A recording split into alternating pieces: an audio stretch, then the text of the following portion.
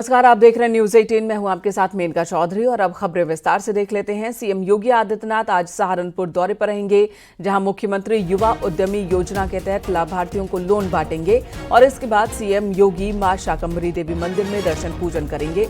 अधिकारियों के साथ पर्यटन योजनाओं की समीक्षा भी करने वाले हैं आज मुख्यमंत्री योगी आदित्यनाथ।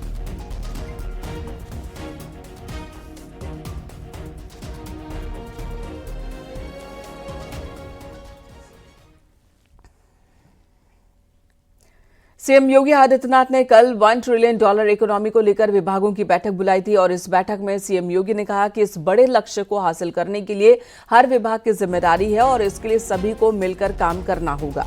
साथ ही सीएम ने कहा कि हेल्थ सेक्टर में बड़े सुधार की जरूरत है।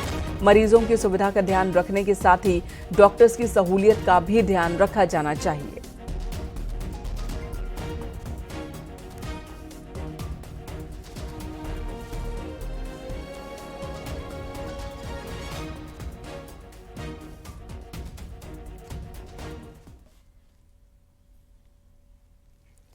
इधर बीजेपी के नए जिलाध्यक्षों के महानगर अध्यक्ष के नामों का ऐलान हो चुका है। बीजेपी ने 32 से ज्यादा नए चेहरों को मौका दिया, वहीं 25 से ज्यादा जिलाध्यक्ष रिपीट किए गए हैं। बीजेपी की इस लिस्ट में 22 ओबीसी वर्ग से हैं, 7 दलित, 19 ब्राह्मण और 5 महिलाएं हैं। अन्य को भी मौका दिया गया है। देखिए ये रिपोर्ट।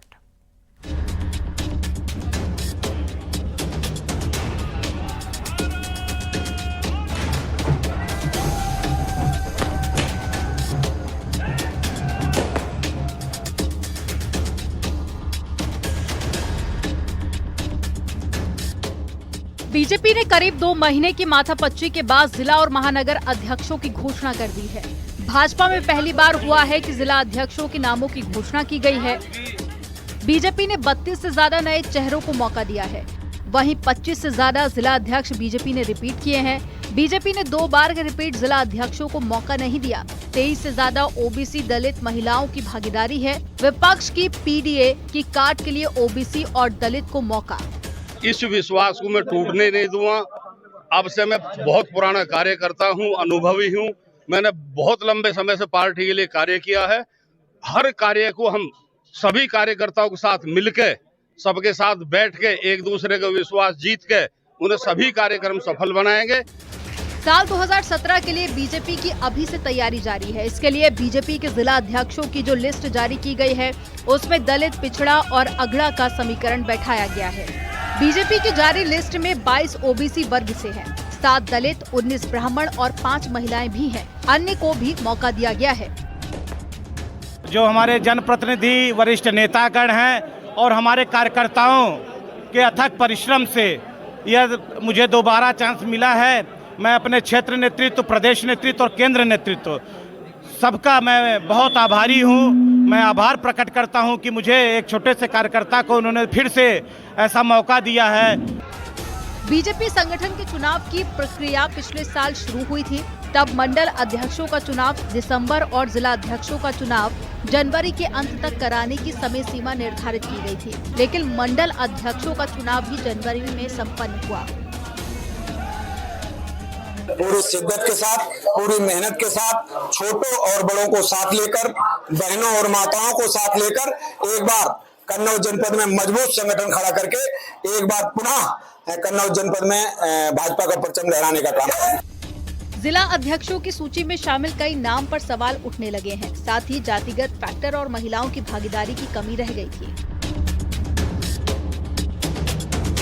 हम स्वयं कार्यकर्ता हैं, कार्यकर्ता थे, कार्यकर्ता हैं, आगे भी कार्यकर्ता रहेंगे। भारतीय जनता पार्टी, हमारे राष्ट्रीय नेतृत्व ने, हमारे प्रदेश नेतृत्व ने, हमारे क्षेत्रीय नेतृत्व ने जो हम पर भरोसा जताया है, जिसके लिए हम उनका हृदय से आभार व्यक्त करते हैं। आगामी चुनावों को देखते हुए पार्टी शीर्ष नेतृत्व ने आपत्ति जाहिर की है।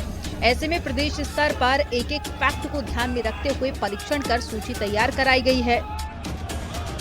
माननीय मुख्यमंत्री जी का आभार व्यक्त करना चाहूँगा। माननीय डिप्टी सीएम और पूरी हमारी भारतीय जनता पार्टी के शीर्ष नेतृत्व का बहुत बहुत आभार व्यक्त करना चाहूँगा कि मुझ जैसे सामान्य कार्यकर्ता पर पहले भी उन्होंने विश्वास किया और आज गाजियाबाद की जिम्मेदारी मुझे दी है। यूपी बीजेपी ने आखिरकार अपनी नई टीम का ऐलान कर दिया। बीजेपी ने यूपी के 70 जिलों में जिला अध्यक्षों के नाम का ऐलान कर दिया है। न्यूज 18 के लिए ब्यूरो रिपोर्ट।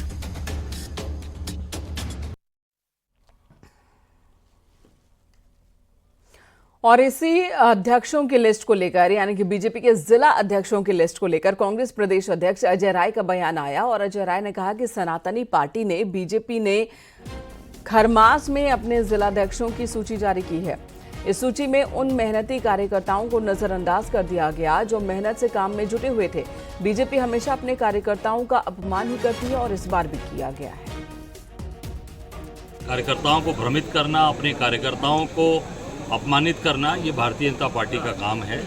और मैं जहाँ तक देख रहा हूँ कि जो आगे पीछे घूमने वाले लोग हैं, जो गणेश परिक्रमा करने वाले लोग हैं, वो उनको ज़्यादा महत्व इन्होंने दिया है। काम करने वाले लोग, जो मेहनती लोग हैं, उनको किनारे काटा है। मैंने कई जगह का जिला अध्यक्ष का देखा है लिस्ट। और जो सबसे बड़ी बात है, जो ये सरकार भाजपा के लोग सबसे बड़े सनातनी बनते हैं, सबसे बड़े हिंदूवादी बनते हैं, उन्होंने खरमास के महीने में अपनी सूची जारी कर दी है।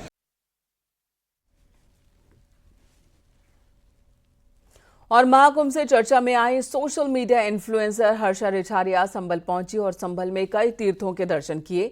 हर्षा ने कहा कि महादेव ने मेरे मन में ये विचार दिया कि मुझे संभल जाना चाहिए और इसलिए मैं यहाँ आई हूँ। साथ ही उन्होंने सीएम योगी आदित्यनाथ की तारीफ की और संभल मस्जिद में भगवा रंग की मांग का समर्थन किया। उन्होंने कहा कि जब वहां पर मंदिर के साक्ष्य मिले हैं तो हरा रंग क्यों पोता जा रहा है, जबकि भगवा रंग का ज्यादा हक है।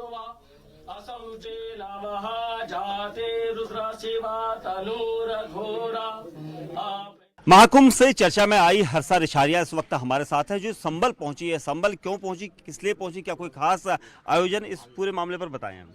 देखिए, अब हर्षा रिछारिया आजादी के साथ मंदिर के दर्शन करने भी नहीं आ सकती।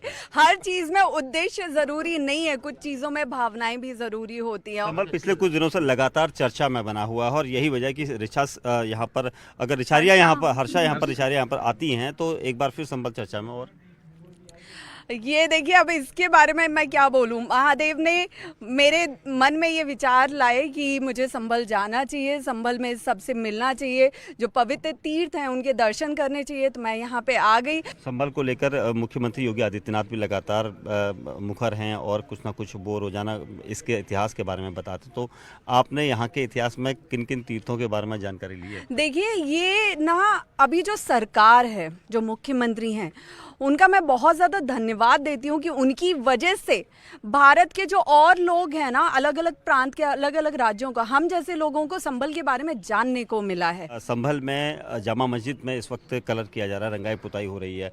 इसको लेकर हिंदू पक्ष की तरफ से कहा गया था कि वहाँ अगर हरा रंग है तो हम भगवा रंग करेंगे। इसको लेकर तो ये तो बिल्कुल बराबरी वाली मांग है कि जब वहाँ पे मंदिर के साक्ष्य मिले हैं और मंदिर प्रमाणित हुआ है, तो जब हरा रंग पुत रहा है तो भगवा रंग का तो ज्यादा हक है। तो ये तो प्रमाणित बात है, इसमें सवाल उठने जैसा कुछ है ही नहीं। क्योंकि अभी तो विवादित है और मामला कोर्ट में भी लंबित है। देखिए, विवादित तो हर चीज आज की डेट में हो रही है। जो सनातन के लिए आवाज उठ रही है, वो हर आवाज विवादित है।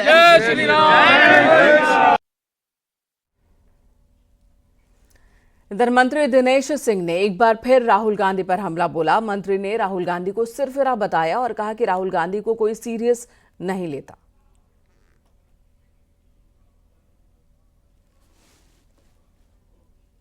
कि राहुल गांधी जैसे सिरफिरे व्यक्ति का कोई महत्व आज की तारीख में इनकी लाइनों का देश गंभीरता से राहुल गांधी को कभी नहीं लेता है और न कभी आगे भी लेगा।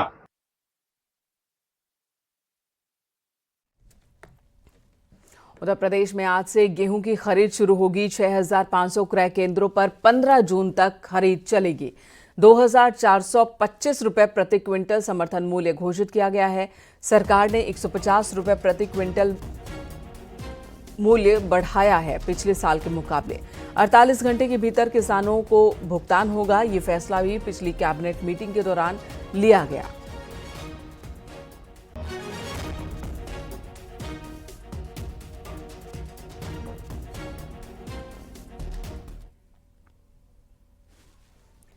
और अब खबर अयोध्या से, जहां हर 3 महीने में होने वाली राम मंदिर ट्रस्ट की बैठक हुई। राम जन्मभूमि के अध्यक्ष महंत नृत्य गोपाल दास के आवास मणि रामदास छावनी में ये मीटिंग हुई है। बैठक लगभग 3.5 घंटे चली। इस दरमियान बैठक में मौके पर 7 सदस्य मौजूद थे और बैठक में खर्च आमदनी का ब्यौरा कोषाध्यक्ष ने रखा। राम मंदिर ट्रस्ट के महासचिव चंपत राय ने कहा कि ट्रस्ट के अकाउंट से सरकार के विभिन्न एजेंसियों ने 396 करोड़ रुपए का भुगतान किया गया है, जिसमें अकेले जीएसटी के तौर पर 272 करोड़ रुपए सरकार को भुगतान किया गया। राम मंदिर ट्रस्ट ने ये फैसला लिया कि आचार्य सत्येंद्र दास के बाद कोई भी व्यक्ति मुख्य पुजारी के तौर पर राम मंदिर ट्रस्ट में कार्य नहीं करेगा।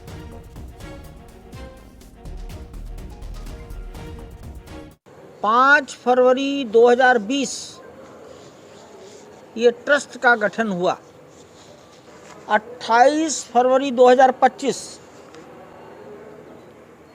तो 20, 21, 22,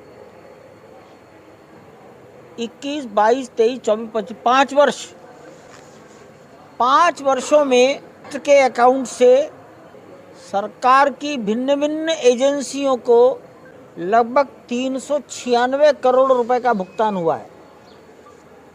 गवर्नमेंट एजेंसीज, इसमें जीएसटी के रूप में 272 करोड़ रुपया गवर्नमेंट को गया है।